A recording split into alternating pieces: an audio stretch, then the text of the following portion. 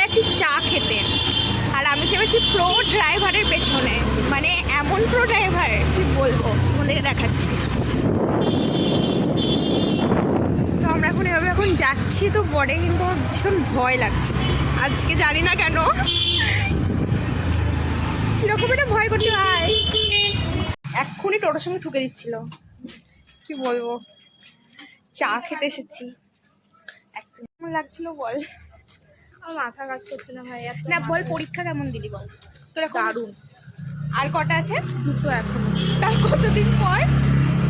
1 সপ্তাহ, সেটা তারপর আবার মানে ওর 2 মাস ধরে পরীক্ষা চলছে, ভাবা যায়? এভাবেই চলুক। খা খা।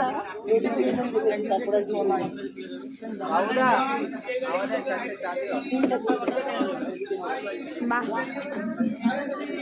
কেমন চা? Thank you.